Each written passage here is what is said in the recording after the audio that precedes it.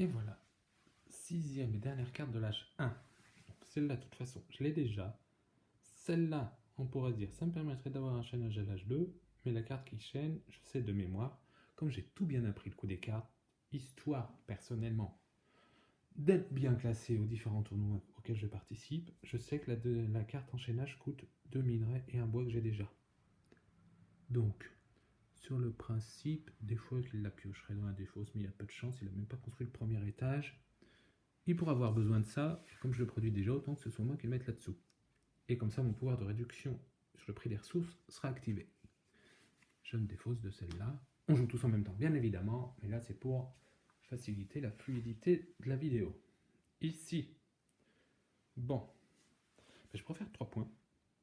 Si je construis ça, qui me coûte 2 sous pour les 2 pierres, je fais l'équivalent, une fois les 2 sous déduits, de 2 points de tiers, ou je pourrais faire la guerre pour 1, qui me ferait 1 point.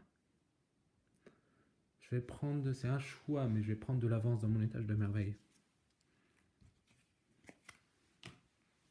Ici, bon, que ce soit l'une ou l'autre, voilà, déjà je peux pas construire mon étage de merveille pour le moment, il me manque une pierre. Une ou l'autre, j'ai les ressources. Voilà, on va prendre ça. Moi, je sais par avance que je vais jouer les 2 dernières cartes. J'ai le droit de construire ça et de jouer la dernière si je veux. Alors, dans quel ordre je fais? Ça, certes, ça me sera utile si je peux le poser pour mon étage de merveille, ce qui m'évitera de trop avoir à payer chez mes voisins. Donc, qu'est-ce que je le fais? Je le fais pas dans quel ordre? Laquelle je mets en dessous? Celle-là me donnera accès à un chaînage. Et ça fera 3 points, ce qui me coûterait qu'un sou. Mais j'aurai peut-être besoin des sous au deuxième âge, si je n'ai pas les cartes à sous.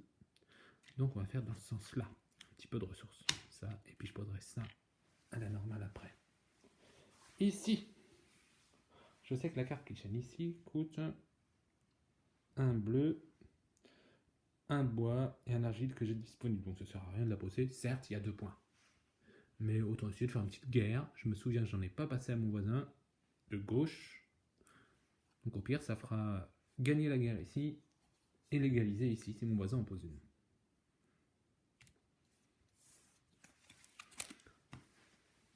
Ici, qu'est-ce que j'ai? Alors, dans les 2 cas, ça fait 3 points. Je ne peux pas construire mon deuxième étage de merveille pour le moment. Il me manque 2 bois. D'où l'intérêt, même si j'ai un caravansérail dans ma première main de l'âge 2, de poser un double bois. Pour être sûr de construire cette étape-là. Il me manquera toujours une pierre pour construire la dernière étape, évidemment. Donc ce qu'il faudrait, c'est un double bois, puis un caravansérail. Dans les 2 cas, le chaînage, je sais que cette carte-là coûte 3 pierres que j'ai déjà, donc peu importe ce que je mets en dessous. Sauf si lui veut piocher dans la défausse, mais il ne le fera pas tout de suite. Donc sur le principe, je vais poser ça. Et ici, une ressource, une guerre, pour m'assurer la guerre. Ça peut être une stratégie d'en mettre une deuxième. J'ai un minimum de sous pour payer les ressources aux voisins un peu moins cher. Ouais, on va se tenter ça, c'est un choix. A tout de suite pour la guerre de l'âge 1.